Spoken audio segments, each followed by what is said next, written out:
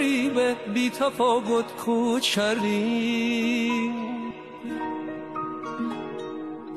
از رفیقا زخم خوردیم تا یه روزی بر نگردیم. رحمت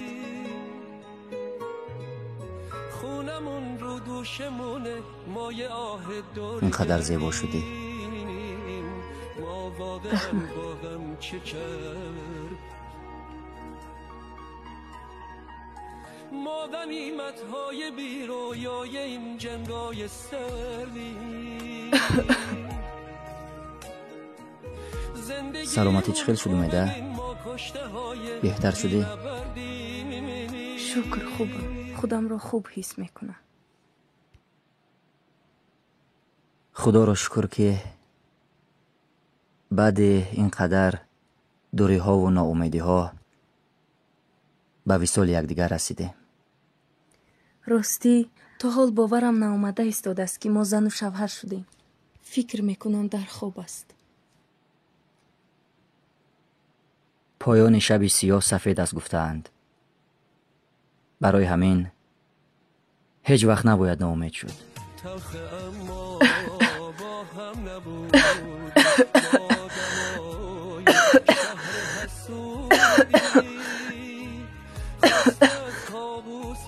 چی شد اومده؟ خوب هستی؟ خوبم، کمی سرم چرخ زده ایستاده است. کمتر آب میارید؟ خوب حاضر.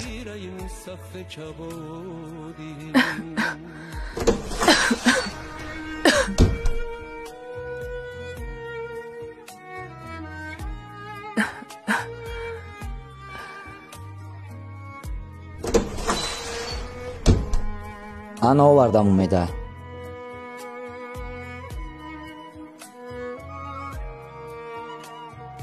اومده؟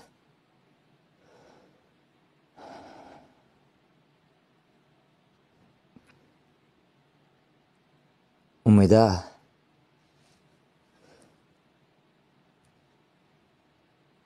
اومده؟ پس بدین فرصت خنده ها، پس بدین شادی تو صدا، پس بدین قلب عشق آشنا، لااقل پس بدین گریه. امید، من به این ازدواج راضی نیستم.